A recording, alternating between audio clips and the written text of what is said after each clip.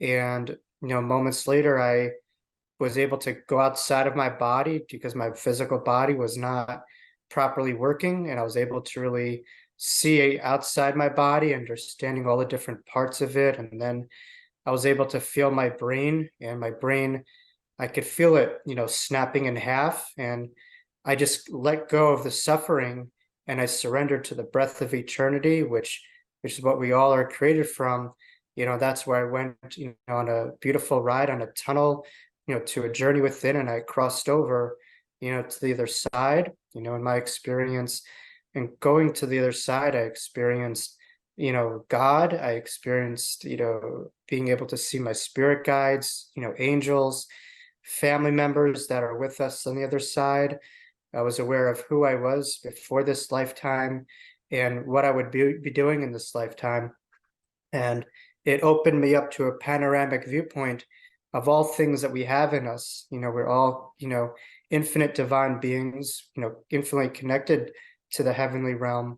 And this near-death experience opened me to remember all these dimensions that was inside of me, and angelic beings that are always with us. So it was beautiful, profound. It was up and down like a roller coaster. It was scary. It was euphoric.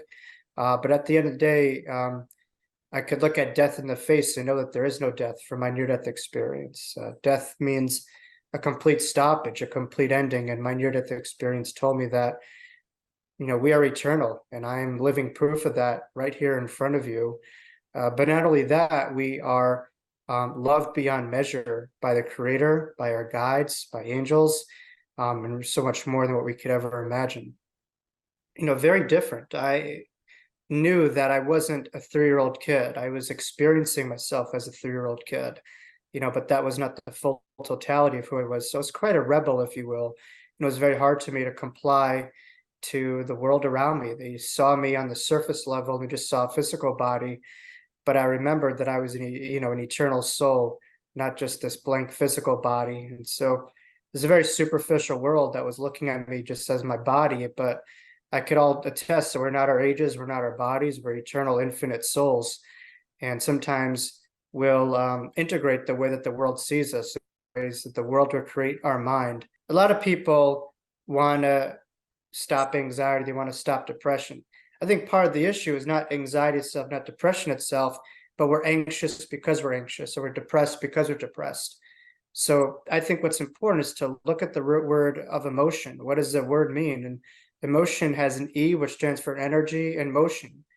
So what we resist, as we know, persists. I think it's important to allow our thinking mind to do its things, but to observe it and not absorb every thought. Every thought we have, you don't need to, believe in each thought.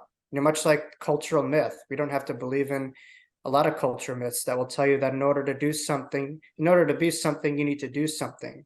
That more is better, more cars, more houses, more this is better. And, coming to my office in midlife and saying, geez, I checked off every box of the checklist that society told me, and I'm still miserable. Because happiness is not outside yourself. That's temporary. Pure lasting happiness is found within, and your ability to be an artist of the mind and make the most of what's in front of you, and to see beauty in all things, including the most difficult circumstances. And so I think it's not necessarily stopping negative thoughts. We all have it, but to find ways to pivot and to learn how to alter the way that we see things. When we change the way we look at things, the things we look at always change. So having a perceptual viewpoint that looks for the good, that looks at the beauty, that looks at the essence of all things is significant in our lives. So people think of an artist as just someone, you take a look at the paintings behind you, right? That's one form of art.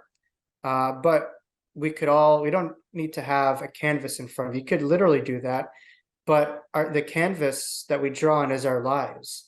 And how we see life, how we interpret life is a canvas of our lives.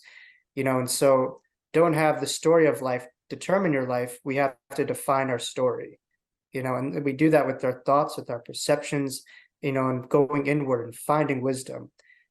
King Solomon from the Bible was talking to God, and God asked him, what do you want? You could have all the riches, all the wealth, all the power, all the everything. You know what he said he wanted? He said he wanted wisdom. You know, wisdom is the greatest power that we have, and that's why I wrote my second book, you know, because it could accelerate our lives to such new levels, and we could look at lives through such a deep angle. And when you're looking at life through wisdom, you're seeing life and acting like God.